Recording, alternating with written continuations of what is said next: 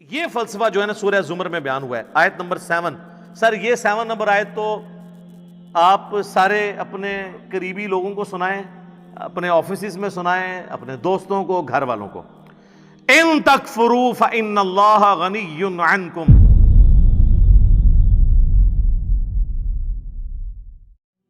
اکثر لوگ پوچھتے ہیں توبہ کا طریقہ کیا ہے، کون کون سے بڑے بڑے گناہ ہیں اور چھوٹے گناہوں کے بارے میں کیا ہے۔ تو توبہ تو میں نے آپ کو بتا دیا کہ توبہ یہ ہے کہ اپنی اصلاح کرنی ہے۔ اس کو میں دنیاوی مثال سے آخر میں سمجھا دیتا ہوں، پھر آگے چلتے ہیں۔ مجھے بتائیں، جس شخص کی زندگی میں ایک دفعہ، بالکل پہلی دفعہ کسی گرم استری سے ہاتھ جل جائے، دوسری دفعہ وہ ٹھنڈی کو بھی لگاتے ہوئے ڈرے گا نا کہ ہو سکتا ہے تھوڑی دیر پہلے کوئی استری نہ کر گیا ہوئے۔ اس لیول کا ڈر جب آپ کا کسی گناہ کے بارے میں آئے گا نا دوبارہ کرتے ہوئے، تو آپ سمجھ لیں آپ نے توبۃ نصوحا کر لی ہے۔ یا ایھا الذین آمنوا توبوا الی اللہ توبۃ نصوحا، ایسی توبہ کرو جو آگے کو نصیحت ہو جائے۔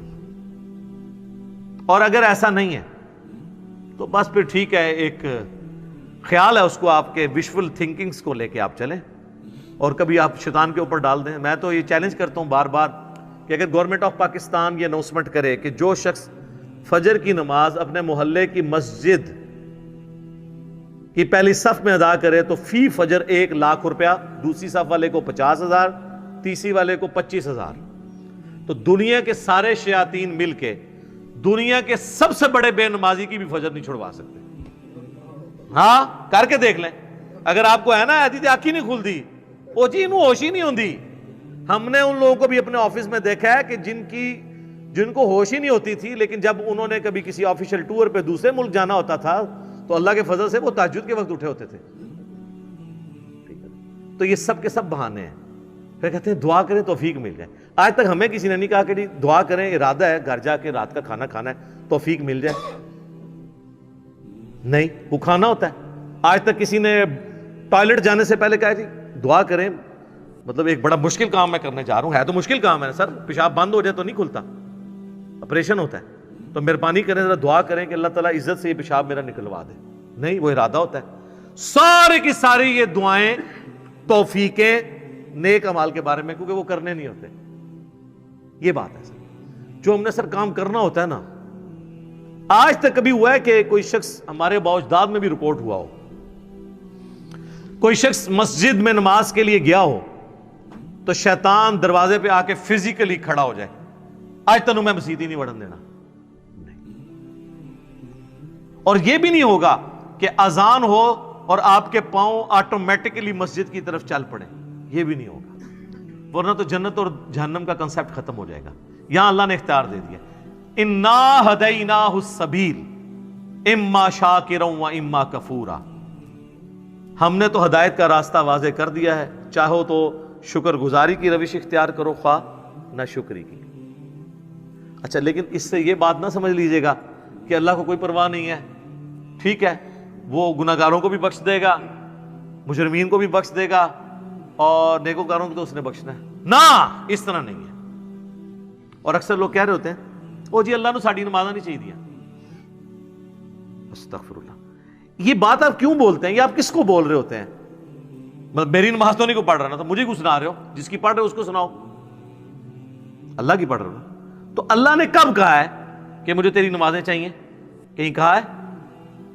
اللہ کہتا ہے تمہیں تمہارے لیے نمازیں چاہیے، اللہ نے تو کبھی کہا ہی نہیں کہ مجھے چاہیے۔ اس فلسفے کو اللہ تعالیٰ نے سورہ الزمر میں بیان کیا ہے، مسئلہ تقدیر بھی حل کرنے والی یہ آیت ہے، اور سارے مسئلے، یہ اکثر لوگ کہتے ہیں نا جو کچھ ہو رہا ہے نا جی اللہ کی مرضی سے ہی ہو رہا ہے جی، یہ اکثر آپ سنتے ہوں گے کہ دنیا میں جو کچھ ہو رہا ہے نا جی اللہ کی مرضی سے ہو رہا ہے۔ نہیں سر، ایسے نہیں ہے، اللہ کی مرضی سے نہیں ہو رہا، اللہ کی اجازت سے ہو رہا ہے۔ اللہ کی مرضی ہے یہ کہ لوگ زنا کریں، اجازت ہے کہ کر لو، یہ نہیں ہوگا کہ جسم پہ فالج گرے، لیکن آخرت میں چھوڑوں گا نہیں۔ شراب پینی ہے پی لو، چمڑی اتار دوں گا آخرت میں، یہ نہیں ہوگا کہ شراب کی بوتل پکڑو تو ہاتھ پہ فالج گر پڑے، ایسے نہیں ہوگا، اجازت ہے۔ نیکی کرنی ہے کرو، برائی کرنی ہے کرو، مرضی نہیں ہے، مرضی یہی ہے کہ پیغمبروں کا راستہ اختیار کرو۔ یہ فلسفہ جو ہے نا سورہ زمر میں بیان ہوا ہے، آیت نمبر 7۔ سر یہ 7 نمبر آیت تو آپ سارے اپنے قریبی لوگوں کو سنائیں، اپنے آفیسز میں سنائیں، اپنے دوستوں کو، گھر والوں کو۔ ان تکفروا فإن اللہ غنی عنکم، دیکھو اگر تم اللہ کا کفر کرو گے، ناشکری کی زندگی گزارو گے، تو یاد رکھنا اللہ بے پرواہ ہے، اللہ کو کوئی فرق نہیں پڑے گا۔ لیکن اس کا یہ مطلب بھی نہیں ہے کہ اللہ کو نہیں فرق پڑا تو اللہ تعالیٰ چھوڑ دے گا، نہیں۔ وَلَا يَرْضَى لِعِبَادِهِ الْكُفْرِ، لیکن میں کبھی راضی نہیں ہوں اس بات پہ کہ کوئی میری ناشکری کرے، میری نافرمانی کرے، میرا کفر کرے۔ وَإِن تَشْكُرُوا يَرْضَهُ لَكُمْ، اور اگر تم شکر گزاری کی روش اختیار کرو گے، یعنی اللہ کے تابع فرمان رہو گے، تو یہ اللہ تعالیٰ تم سے پسند کرتا ہے۔ وَلَا تَزِرُ وَازِرَةٌ وِزْرَ أُخْرَى، کوئی جان دوسری جان کا بوجھ نہیں اٹھائے گی، ہر شخص نے اپنے اعمال کا جواب دہ خود ہونا ہے۔ ثم الى ربکم مرجعکم، اس کے بعد تمہیں لوٹ کر تمہارے رب کی طرف جانا ہے۔ فینبئکم بما کنتم تعملون، پھر وہ تمہیں خبر دے دے گا جو کچھ تم دنیا میں اعمال کیا کرتے تھے۔ انہ علیم بذات الصدور، بے شک وہ تو سینوں کے چھپے ہوئے رازوں کو بھی جاننے والا ہے۔ اللہ اکبر، یار اللہ سے کون بھاگ سکتا ہے؟ میرے بھائی آپ اپنی داڑھیوں سے، پگڑیوں سے، نمازوں سے، تسبیحوں سے دنیا کو دھوکہ دے سکتے ہیں، قانون کو چکمہ دے سکتے ہیں، اللہ سے بھاگ کے کہاں جائیں گے؟ اللہ تو اتنا باریک بین ہے کہ جن لوگوں کی نماز، حج، زکوٰۃ بھی لکھے ہوں گے نا قیامت والے دن، فرشتوں نے نیکیوں کے ڈھیر لگائے ہوں گے، اللہ 0 سے ملٹیپلائی کر دے گا۔ اللہ سے بڑا ڈاٹ لیں سر، اللہ بڑا ڈاٹا جائے۔ ہاں اللہ والے بن جاؤ تو اللہ سے زیادہ کوئی شفیق نہیں ہے، لیکن اللہ کے نافرمان ہیں تو سر اللہ بڑا ڈاٹا جائے۔ مسلم شریف میں حدیث ہے، سب سے بڑی 3 نیکیاں کون سی ہو سکتی ہیں؟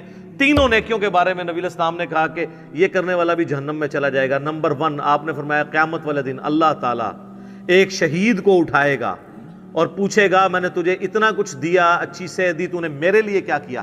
وہ کہے گا یا اللہ جان سے قیمتی کون سی چیز تھی تیرے لیے دے دی؟ تو اللہ تعالیٰ فرمائے گا تو نے جان اس لیے دی کہ لوگ تجھے بہادر کہیں، تو دنیا نے تیری بڑی تعریف کی، تو دنیا سے اپنا اجر لے چکا ہے، میرے ہاں کوئی اجر نہیں، اوندھا منہ کر کے جہنم میں۔ فرشتوں نے اسے شہید لکھا ہوا ہے، اللہ نے کہا نو، آپ اپنی نیکیوں سے فرشتوں کو بھی دھوکہ دے سکتے ہیں، فرشتے تو ظاہری مال کو لکھیں گے، ہاں جی یہ ہے۔ تو یہ حساب کتاب تو بس اس خانہ پوری ہے، اصل میں تو اللہ تعالیٰ خود حساب کرنے والا ہے۔ اللہم حاسبنی حسابا یسیرا، آمین۔